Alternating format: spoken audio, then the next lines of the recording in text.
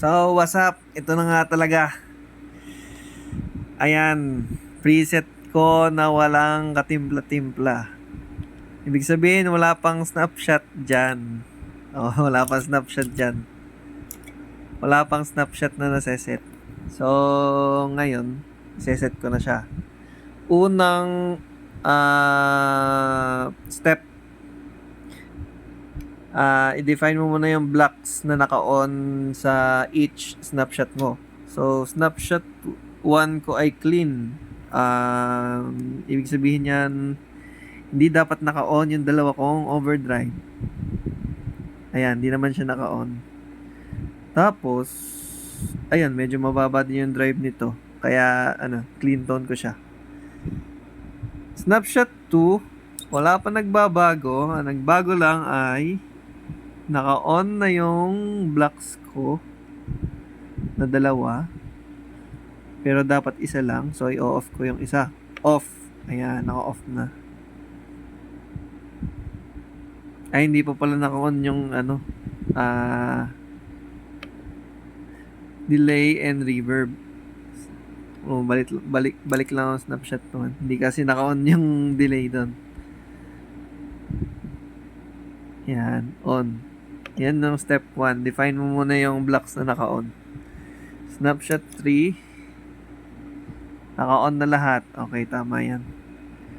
Ngayon, paano ka magseset ng snapshot? So, snapshot 1, okay na ako sa kanya kasi okay na ako sa tone nito eh. Binaba ko lang yung drive.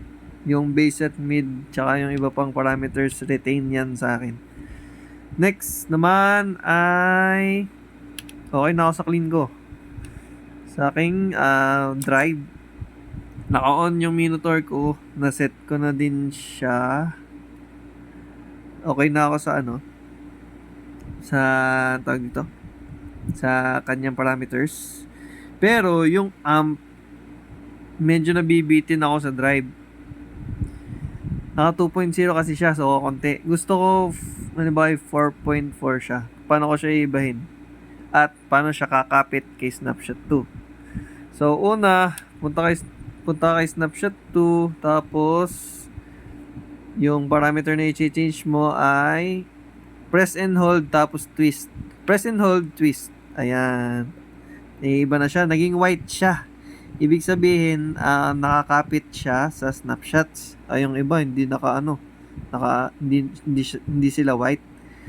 So, ayan. For example, ano yung default value ko kanina? 2.0, di ba? Adjust ko siya kay snapshot 2 ng 4.4.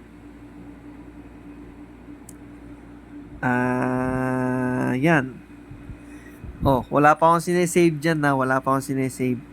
Pagbalik ko kay snapshot 1, dapat magiging 2.0 siya. Yung default value.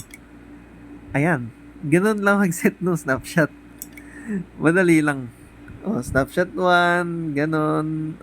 Snapshot 2, 4.4 na yung drive. Siyempre sa lead tone, since naka-on yung isa kong overdrive sa lead tone, ito ay on ko na. Kailangan ko din ng drive na konti doon, nakatulad nung sa snapshot 2. So, a-adjust ko lang siya. Basta namuti siya, pwede mo siyang i-adjust, kakapit siya doon sa snapshot na sinelect mo. Ayan, let's say 4.5 na lang para may difference sila. Oh, snapshot 3, 4.6. O, yan na yun. Snapshot 2, 4.4. Snapshot 1, 2.0. Tapos, pansinin mo din yung blocks. Nag-on. Ayan, nag-on yung padalawang block. Nag-iba yung drive. Nag-on yung patatlong block. Nag-iba yung drive. Ganun lang. Simple lang.